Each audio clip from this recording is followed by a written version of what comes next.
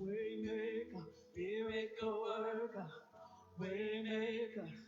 Everybody say, miracle worker. Anybody know he's a waymaker tonight? He's a miracle worker. Waymaker, waymaker, miracle worker.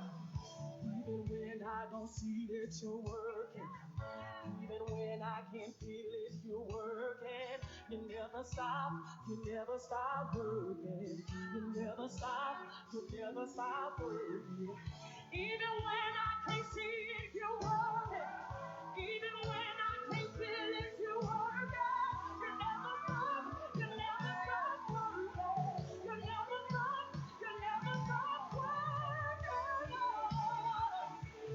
Even when you can't feel it, I'm trying to stop. He never stops. Even when I can't feel it, even when you can't feel it, he never stops working. He never stops working. He never stops working. He never stops working. I'm good for what they did. I'm good for healer. He's a wonderful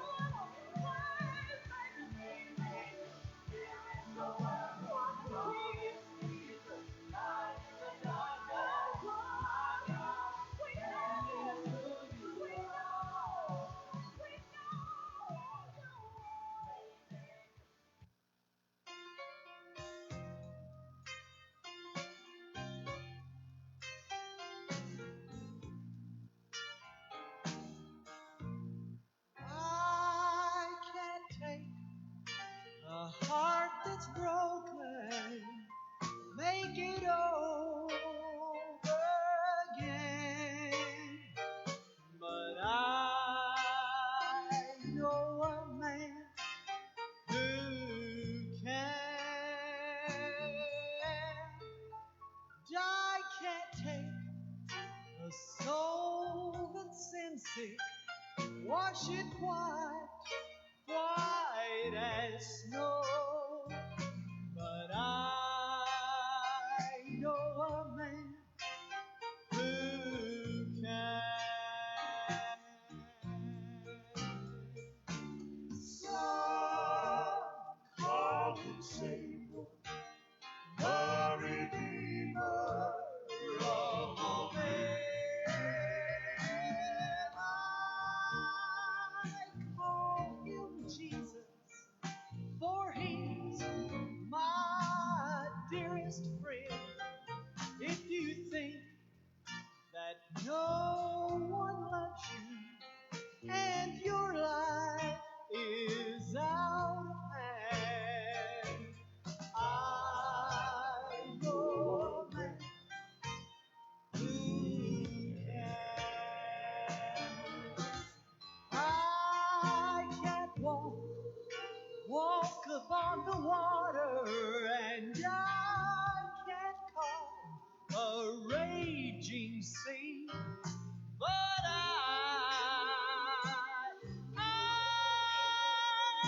know a man who can, and I can cause blinded eyes to be opened, or the lame to get up and walk again. Oh,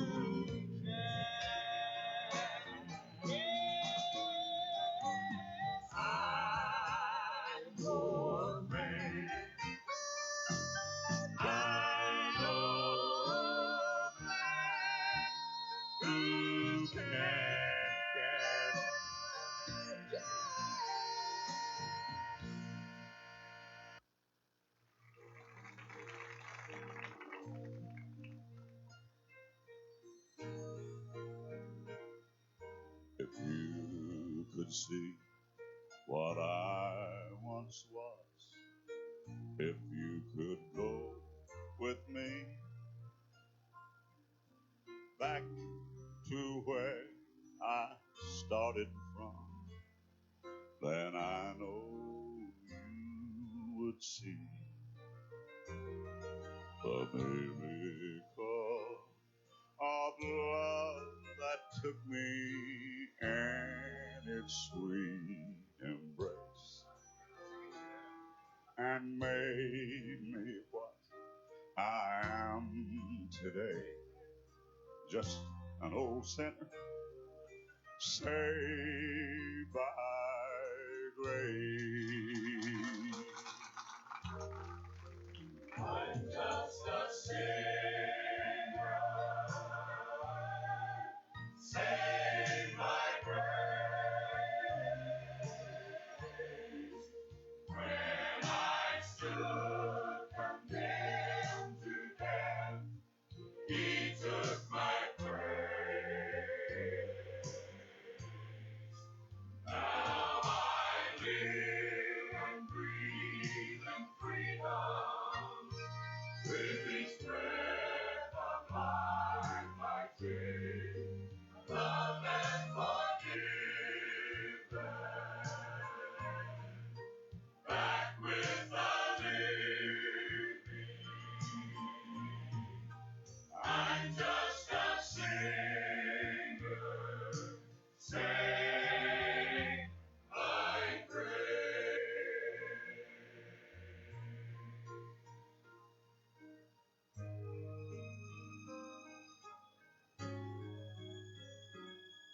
How could I boast of anything I've ever seen or done? How could I dare to claim as mine the victories God has won?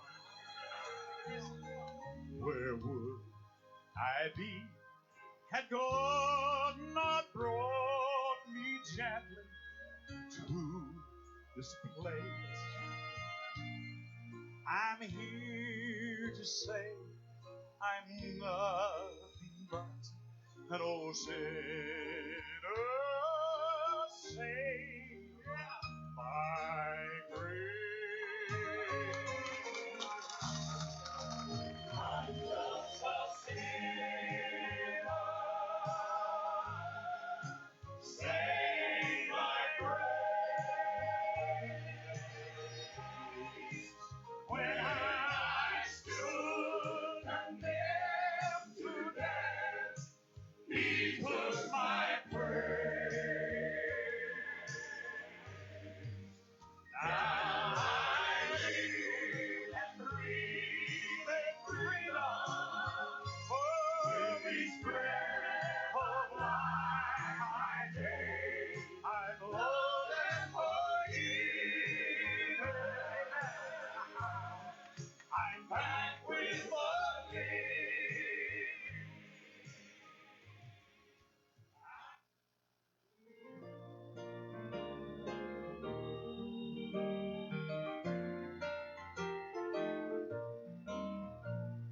Sing the wondrous love of Jesus, sing His mercy and His grace. In the mansions bright and blessed, He'll prepare for us a place.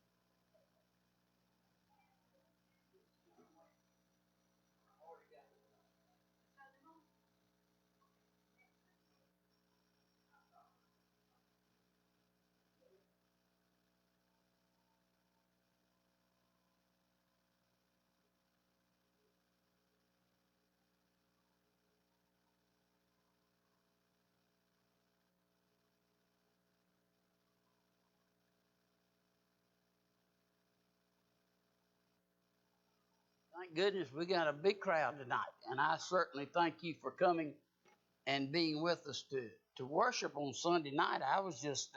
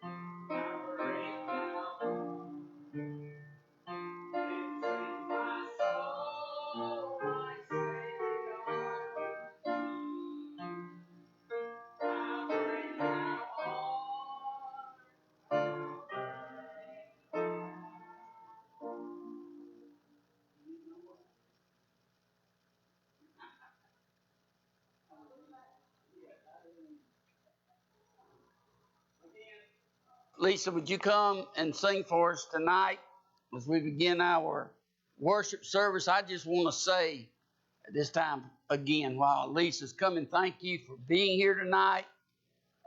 For those that are listening at home, we thank you for that, for being with us through the YouTube, the Facebook, whatever you're there. We love you. We miss you. We wish you were able to be here. But Miss Lisa's coming to sing for us now before we bring the message tonight.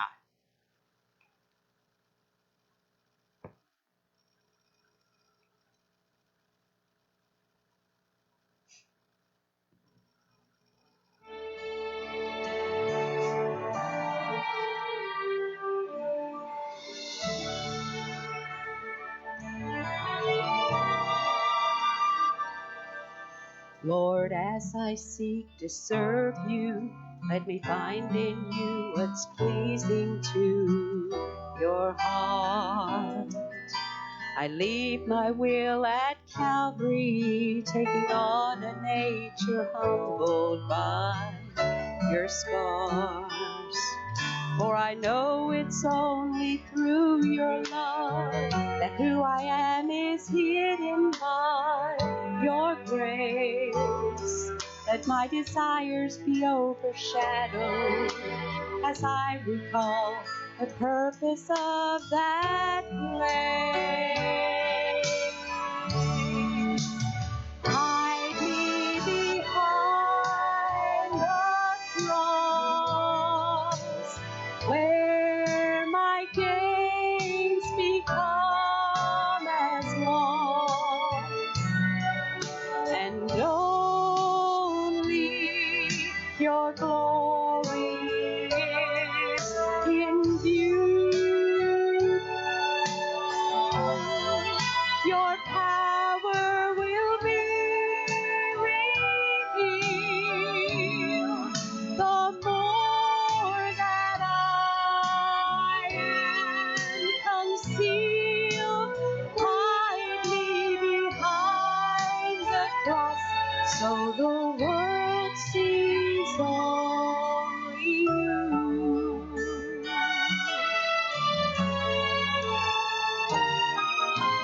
If I rely on my strength to be a source of hope to those in need, the only profit I would gain would be the empty honor of my deeds. But with all of self behind your cross, the splendor of your love stands free to shine, illuminating with your power, reaching souls, so you alone are glorified. So hide me behind the cross, where my gains become as loss, and only your glory is in view. Your power will be revealed the more that I am concealed. Hide me behind the cross, so the world sees only you. Hide me behind the cross, so the world sees only you.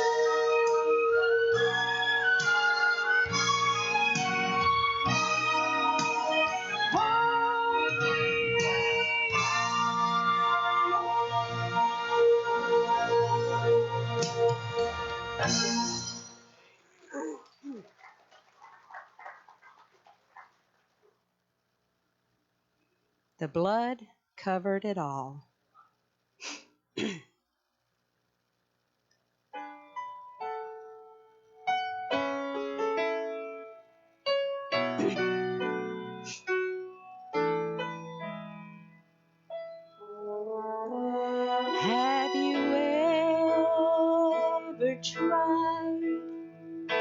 to measure just one sin, seeking forgiveness when your heart knows within. Our God will not judge us on how big or how small. He looks for Calvary's blood to cover it all. Oh, the blood, it covered it all. Love has no boundaries, sin's dead, paid in full. Jesus knew in the beginning that man would surely fall. I'm glad the Savior's precious blood covered it all. Try to imagine how this miracle took place. Love beyond measure, our God's amazing grace.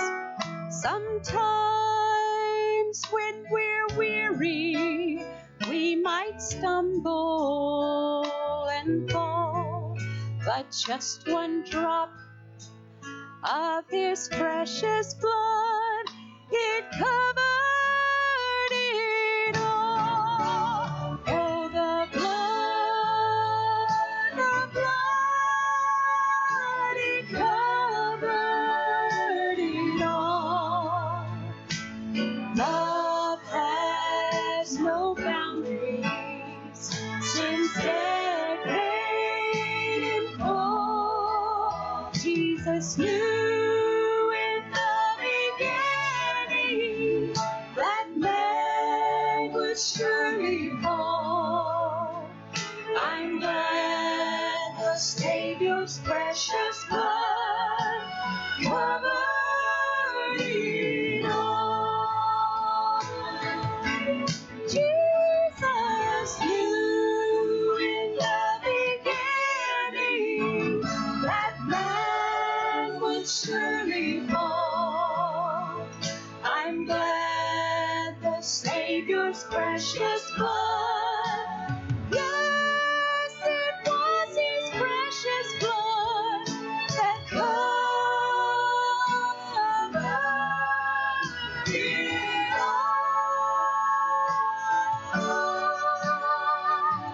Covered it all.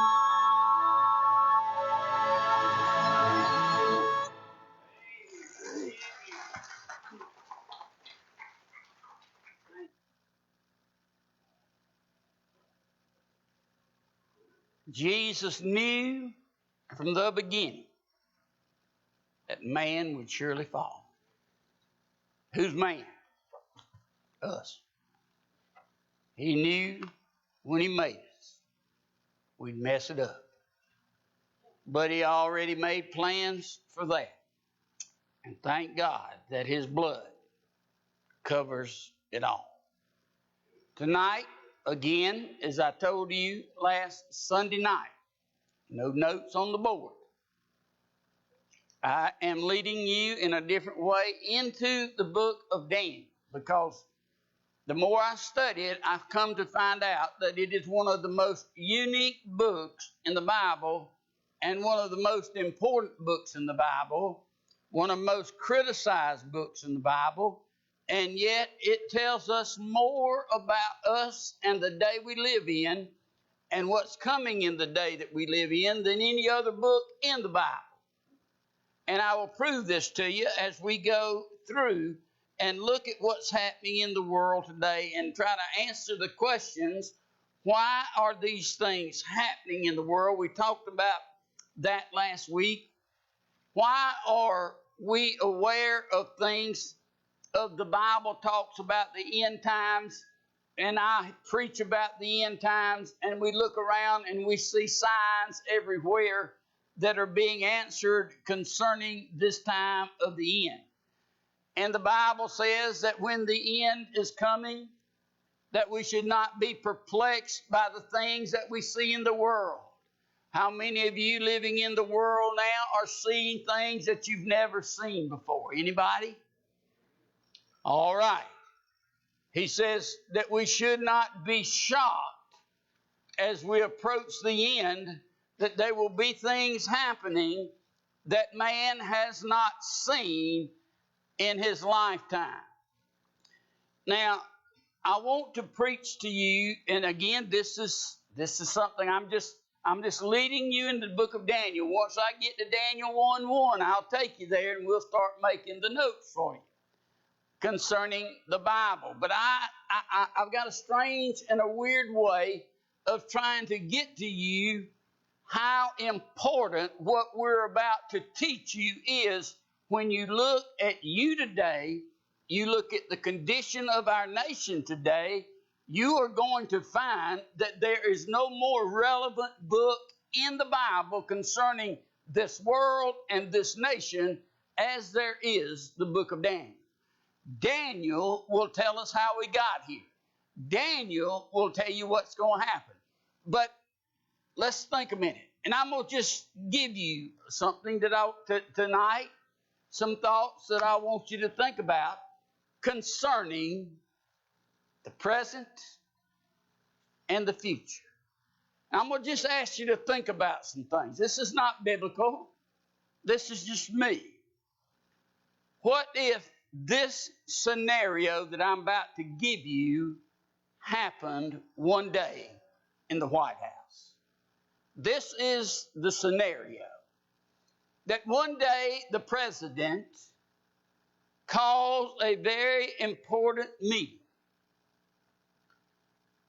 And he sends out the memo to those that are going to be involved in this meeting. And he says, I want you in my office promptly at 8 o'clock in the morning. You must not tell anybody you're coming. We don't want CNN to know. We don't want MSNBC to know. We don't want ABC, NBC, CBS. We don't want anybody to know about the meeting that we're about to have. You have to be sworn to secrecy, and don't let me know that anybody knows about this meeting.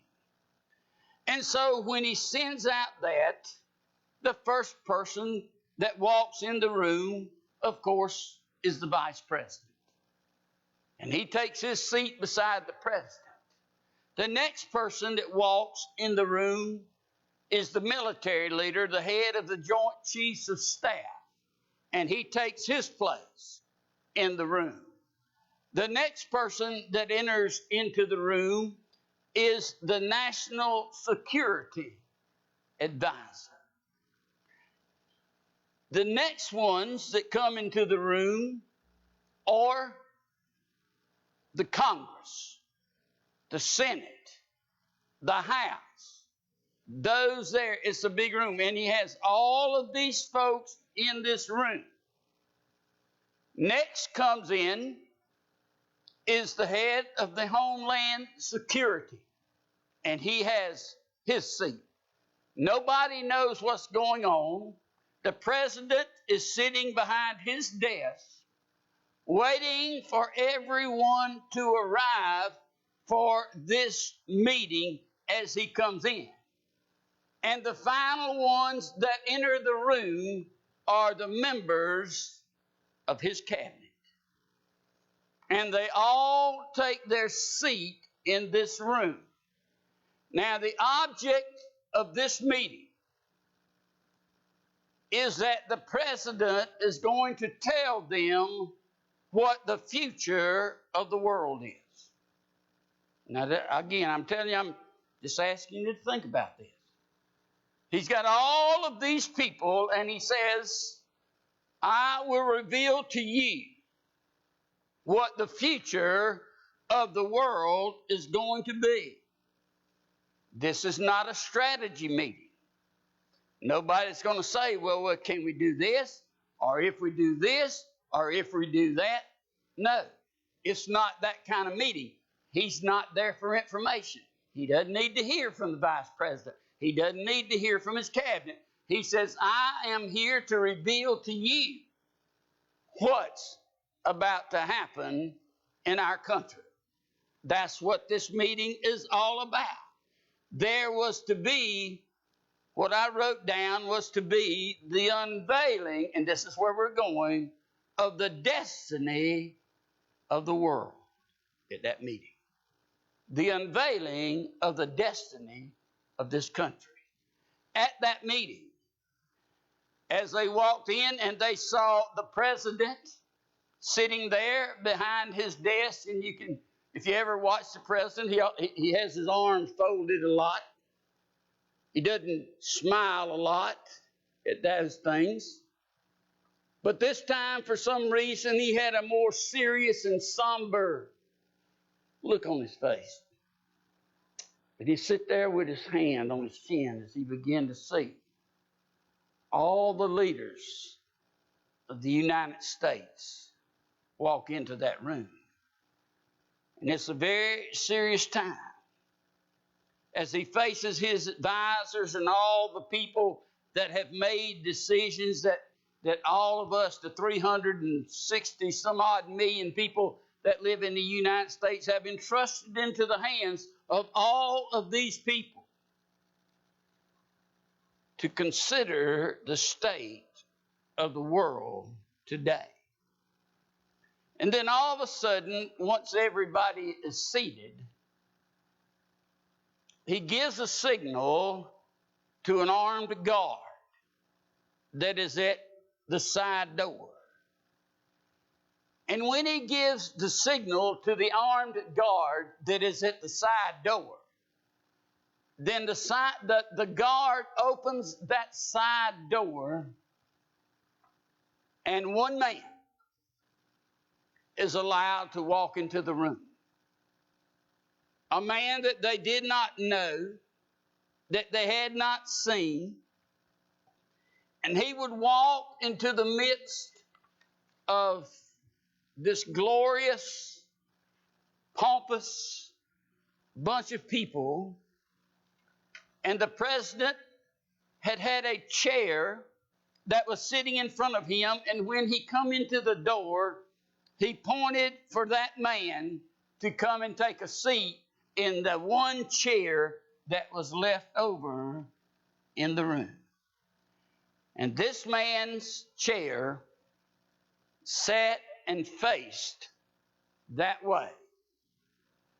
To all of the great leaders of this nation, he faced them in the eye. When he looked around at them, the Secretary of State probably cleared his throat. The chairman of the Joint Chiefs of Staff probably wiped his face, not having a clue about what was to happen. The Secretary of the Defense of this nation, what I'm trying to tell you is that tensions were high in that room. They were going to hear something that they had never heard before. They were going to hear where the nation was headed, what the future of the nation was, and where it was going to. And suddenly the president speaks. And he says, "Gentlemen, you are about to hear the future of this world as we know it today." Today. So listen carefully, because your very lives are at stake here. Serious meeting. You see, when we went through the book of Revelation, you know, Revelation is the great book of prophecy in the New Testament. But whether you thought about it or not, the prophecy of the book of Revelation really only tells you what's happened after we're gone, right?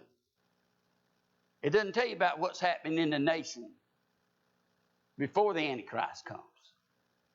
It on chapter 6 through 19 tells us of those 7 years of tribulation during that time. So we're gone then.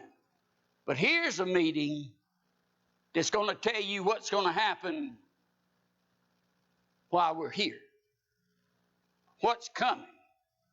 What's going on with that?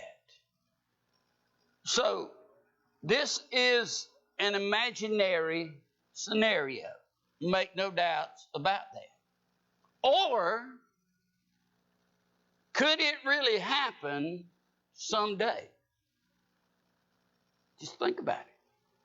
Could it really happen someday?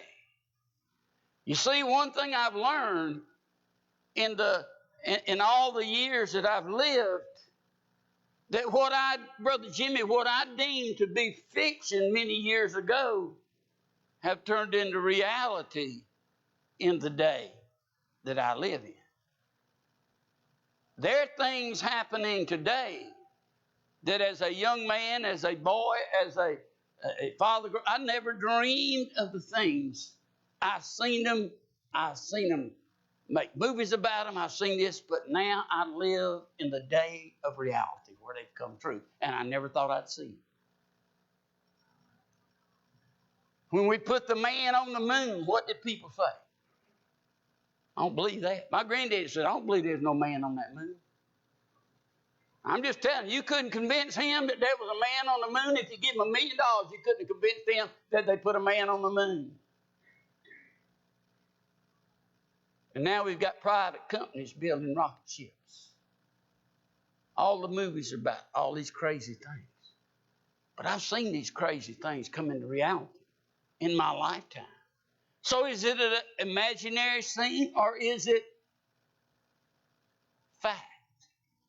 What used to be fiction can now be fact in the world that we live in today.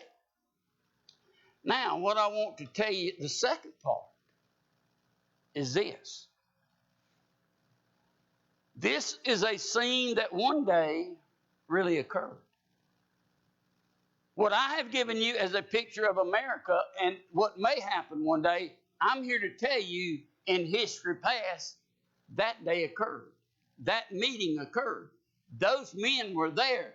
The president, the king of the country was there, and he called a meeting just like this to tell them what the future of their nation was going to be. It was a real meeting. It's in the Bible. We will study it once we get into the book of Daniel. We will study this meeting. It occurred. You see, many people, let me rephrase that. There are many Bible scholars that do not believe that the book of Daniel is real. There are many that believe that it is a history book and that all the things that we're going to study in the months ahead that are going to be so shocking and happen in a world that we live in today. You see, Revelation took you to a world that we ain't got to yet. Daniel's going to take you to the world that we live in today and where it come from. And yet theologians and people that are very wise have said that the book of Daniel does not belong in the Bible.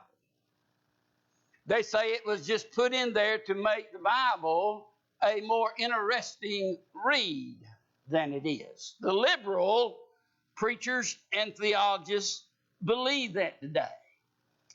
And they have tried to discredit this. And I think the reason that they have tried, and this is my own opinion, is that the prophecies that this man was going to make Daniel scared them because what? These prophecies were going to happen to them. So, believing or not believing, this man would change your life forever. Who was this man? It says in here that critics say that he was a history writer instead of a prophet. What they're saying is that everything that you read in the book of Daniel happened in history, and then Daniel came along later and wrote it down and made it seem and took it back, and people believe that it was a prophetic book. So Daniel is on trial by many of the wise people that there are in the world today. And there have been plenty that have tried to discredit him and belittle the book that bears his name. But what I want to tell you tonight is this: that everybody that has tried to prove that this book is not true, that what he says is not true, every one of them have failed miserably to stand against this book. Even though it has been, listen, there are many people that do not believe in the book of Genesis. The evolutionists and folks like that do not believe that God created the heavens and the earth and all those things that are in Genesis. They don't believe in the flood. They don't believe in this. They don't, at one time, but there's no book ever been criticized by the religious, the zealous, the Christ haters than the book of Daniel. Hated by them. Tried to be discredited by them. But every time they have tried to do this, they failed miserably, is what I'm trying to tell you. You see, the people that tried to discredit him, you don't know their names, but you know the name of Daniel. They are forgotten. Daniel will never be forgotten. And see, there's two things about this man that you're going to find that are so important. That there may not have ever been another man in the whole Bible. I'm not saying that there wasn't, but it'll be hard to beat, maybe Joseph, that had more integrity than Daniel had. If you ever wanted to find a man of integrity, read the book of Daniel and you'll find one. You cannot hardly find a fault in this man. If you want to find a man, number two, that loved God with all of his heart and his soul and was willing to give his own life for God, he's your man. I know that the Bible tells us that David was the man after God's own heart, but I want to tell you one thing: Daniel was the man that had God's heart. Daniel was unique in his love for God. And you cannot pass him off today. You see, today when people think of Daniel, what do they think of? A lion's den. But I'm here to tell you that Daniel is by far much greater than a man in a lion's den. When people think of Daniel today in the lion's den, they think of him as what? A dream interpreter. Well, he was that. That's what made him such a great man. You talking about people that seem like they got a pipeline to heaven? This man did. You talking about a man that could get through to God when he needed to get through to God? This man could. When you were talking about a man that would stand up for God in the face of all the trouble in the world and people that hated him and all, this man did. That was Daniel. To know Daniel, listen to me now. To know Daniel, and I will not hurry through this book. To know Daniel is to learn how to live for God. To know Daniel is to look at a man that was sold out to God, totally. From the time he was a young boy and was, well, I don't want to get too far ahead in my studying, but Daniel lived his whole life in captivity. He lived his whole life from his boyhood till he died as a captive. And yet he loved God, and he never turned his back on God, and he never disobeyed God in there. He was a man of great integrity. He was a man that if you want to be like him. Daniel was a man that looked at the future with confidence. Remember I told you about last Sunday night about the party the king was having and the handwriting that was on the wall. And Daniel interpreted that handwriting. And that handwriting was about the future. And Daniel spoke the truth, told the king what was about to happen in his nation. Knowing, and that's just like the president. When he stands there and he's standing before all these peoples and said, let me tell you what's about to happen in your nation. Daniel stood in that position with the king there and said, this is what's about to happen. And not only that, but this is what Daniel said. This is going to happen tonight. Tonight. So you see, the president had a right to call his leaders in. The man back then that was king of the most powerful nation in the world had a right to call his leaders in because the future looked bleak and the future looked dim. And so he called in one man, a man named Daniel. And he didn't need a crystal ball reader. He didn't need a soothsayer. He didn't need some clairvoyant. He didn't need to dial up such and such a hotline to get the answer to the questions that he needed. He got a touch with a man that could get in touch with God, and the man that could get in touch with God could give him the answers that he needed for his nation. Same thing in this nation right here. If we could get back to church where it used to be, then God would bless this nation. Because he said, if my people would humble themselves and pray and seek my face, turn from their wicked ways, then would I hear from heaven, and then would I heal their land. Folks, until we do those things, there's going to be no healing of the nation. Then he's not talking about the drunk out there. He's not talking about the drug addict out there. He's talking about those that say they're Christian. He said, when my people turn from their what kind of ways? What's he saying? You start living right. You know what God's saying? My problem ain't with that old drunk out there. My problem ain't with that prostitute over there. My problem ain't with them people that's in prison and jail that's killed somebody, done something. You know what God said? My problem is with my people. My people that go out there and come dressed all up in their nice suits and pretty dresses on Sunday and live like they're that close to God, and then on Monday they go out there and live like hell. That's who I'm talking to. If my people would start doing what they need to be doing, and they'd start living like they need to be living, then I will hear. And you know what God said? Until my people start getting it right, then you go just keep on going in the direction you're going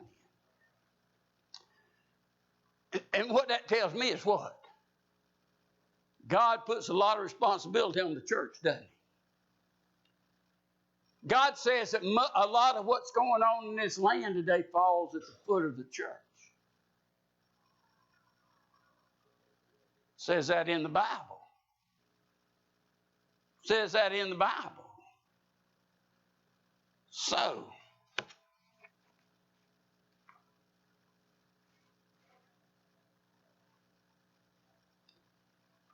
they put Daniel on the witness stand. They began to question this man.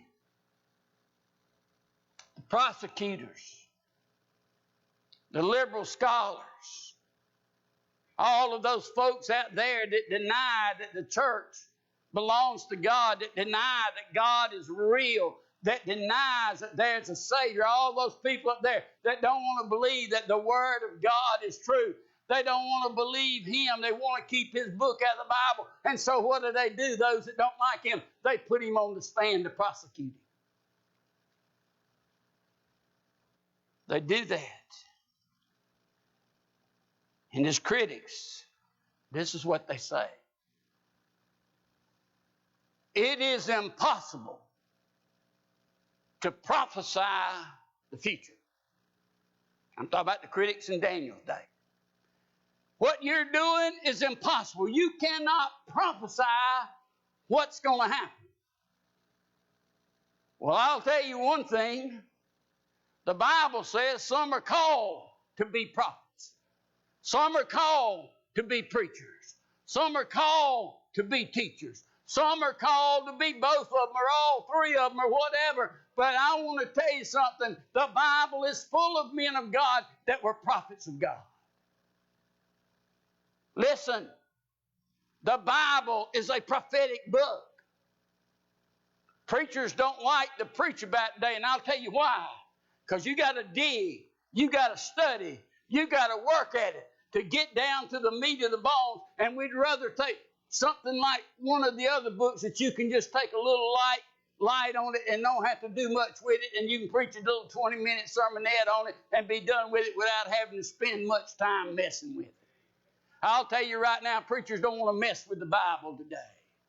That's why there's not enough prophecy preaching going on. I'll tell you, if there's ever a day in the world that we live in today where people needed to know where the nation was headed, and I'm going to show you that in the book of Daniel, this is the day that you and I, God decided in the realms of history, God put us down on this earth at this time to tell people.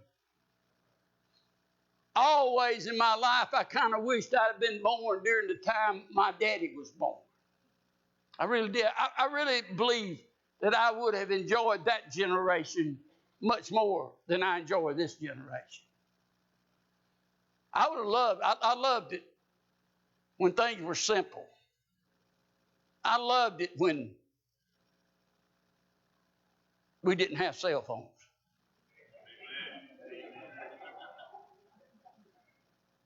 I'm dead to say, I'm not being, I loved it then. You see, I was raised up on a party line. When you picked up the phone, there'd be 6 other people listening to you.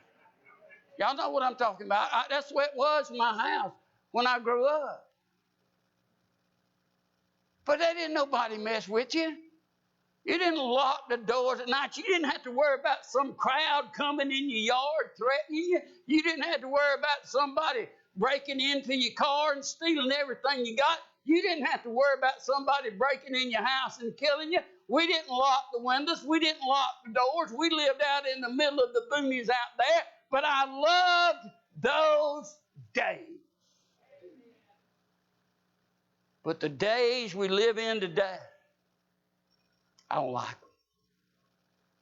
I'll be so glad when that trumpet sounds and God calls us home and I can say goodbye to this old sin-sick, sorry world that we live in today. I can't even express to you how ready I am. Why?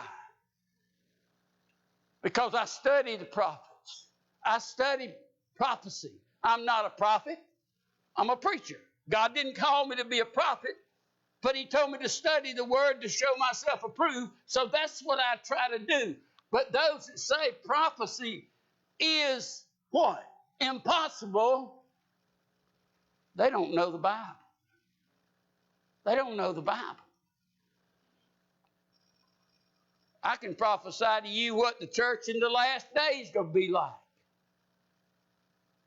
He took 2 chapters in the Bible, chapter 2 and 3, to talk about 7 churches. 7 is the number of completion. The last church he talked about was what? The church at Laodicea. God said what? In the last days. You don't believe prophecy works. He said in the last days that the church would not be hot, that the church would not be cold. There would be nothing that was going spiritual anyway in the church. We were just meeting and going home. Wasn't nobody getting saved. The church was just showing up. There was no life there. There was no liveliness there. It was the deadest bunch of crowd he ever seen. They weren't hot. They weren't cold. They were just lukewarm. And God said this about them: they make me sick to my stomach. That's what he said. I'm going to tell you one thing. I don't want to walk up into glory one day and have to face to God. And he said, Jimmy, I listened to you preach for 41 years, and I know one thing: you made me sick to my stomach. You preach that old mamby-pamby stuff like them preachers on TV and other preachers do about all it is God is love and a kumbaya and everything is wonderful and everything is good and we all going to be happy and everybody's going to go to heaven. And he said, well, you knew that wasn't true. Got me spitting all over myself up here. I might have to borrow a handkerchief in a minute. But I want him to say, well done. I listened to you preach. You told them that none of their blood is on your hands because they didn't come, they didn't choose me. That was their choice, but you told them. You told them. The Bible says to all of these preachers that don't tell them that their blood is going to be on their hands. I ain't walking up there with nobody's blood on my hands. It just isn't going to happen. So they said that prophetic preaching and teaching, that you cannot foretell events that are going to come. Well, Daniel proved him a liar. You'll find that when we go through the book of Daniel, that he proved every one of those that put him on the stand and told him he was a liar. I'm going to prove to you that Daniel was true. I'll prove it to you next Sunday night. Now, see, the prosecutor's test got him on there, and he's putting it on there. But you see, next Sunday night, Daniel's going to call his own witnesses. He's got some powerful witnesses that's going to come. Those that claim this book is fiction. Put in the Bible, it says in here, one guy says that it was just put in the Bible so that it could make the Bible interesting reading.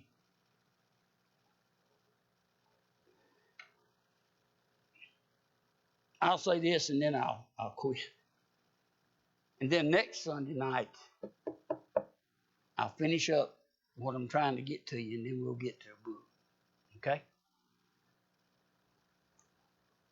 So when the prosecution presents their case before the jury,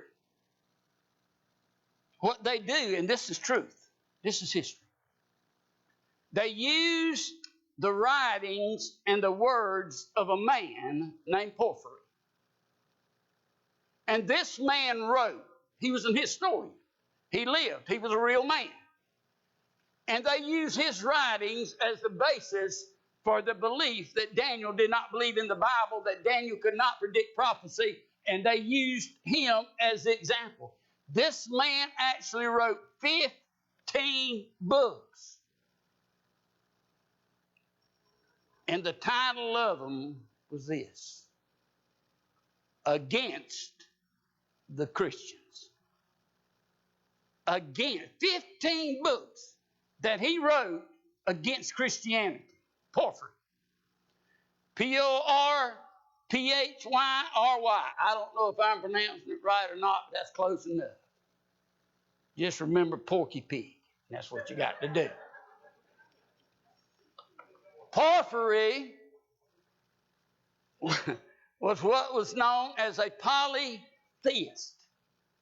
Now, a polytheist is somebody that believes that the world is full of all kinds of gods. And you can believe in as many gods as you want to believe in. That's who this man was that wrote against Daniel. His writings were against the book of Daniel. I'm fixing to preach to you. Shouldn't be there. They wasn't true. And this man was respected as he wrote this book. And the favorite target of this man was not Elijah, was not Jeremiah, was not Ezekiel or Zechariah. He strictly wanted to stick it to Daniel and let the world know that book is not true. Porphyry. 15 books. And he did everything he could to prove that the book of Daniel was written after all the things that Daniel said was going to happen happened at 165 BC. That all Daniel did, instead of writing prophecy, was write history. So those that did not like Daniel put him on the stand, and they brought this man as the witness against him to try to prove in front of the court that the book of Daniel does not belong in the Bible, that Daniel was not a prophet, and that you could not trust what Daniel said. That's what's happened. Folks, what I'm telling you tonight is history. Now, isn't it an amazing thing that the book of Revelation goes so way out there with stuff, and they never attacked it like that? Jesus in Luke and in Matthew give us signs after signs after signs after signs after signs of what was coming. And they never went after Matthew or Luke like that. But Daniel. What I'm trying to get the point across to you is there is no other book like this book. And if you had a library and you wanted to understand prophecy and you wanted to know what's about to happen, if you wanted to know what's going to happen years down the road, what's going to happen in 1,000 years, and you can read the book of Revelation, it will tell you that. But the book of Daniel will tell you what's on the way, where we are, what's going to happen. More than any other book. And I'm going to tell you something. Once we start our study of this, see, I ain't started the study yet. This here's just a preparation for the study. You're going to find out what a great man this man Daniel was. When I tell you next week what Jesus said about him, when I tell you next week what Ezekiel said about him, when I tell you what the other prophets said about him, that they said about Jesus said, listen, Jesus said something about Daniel that he never said about any other man in the Bible. See, the prosecutors had his turn. He's done brought his evidence. He's done put his man on the stand that wrote all these books against Daniel. Well, now, next week, we'll finish the trial. And Daniel's lawyers will bring his people up there to prove that the book of Daniel is true, that he is a prophet, that you can trust what he says. And that's what I'll teach you next Sunday night. We're going to close tonight, as we always do, with the hymn of invitation. Open our altars up for prayer. If ever there was a time in the nation that our nation needed prayer, there's an election coming up. It needs our prayers. There's never been a time in my lifetime where I have seen things as they are now. Ever. Ever.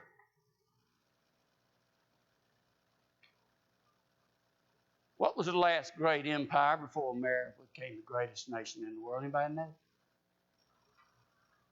Ain't never been before now.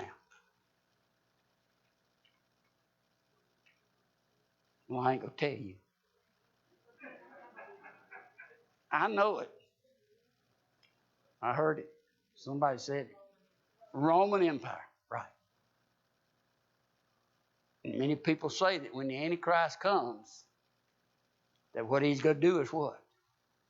Restore the old Roman Empire back. That's who he's going to rule with. You need to hear what Daniel says about the Roman Empire, and then you need to look at America today, and you need to see how much America today is like the Roman Empire was. Those are the kind of things I'm going to be teaching you as we move along. But we need to pray. And we'll go open the altar up. If you need prayer, if you got somebody that needs, folks, I'm here to tell you, it's possible I may never finish this book right here, and God may call us home. I believe the possibility is so real.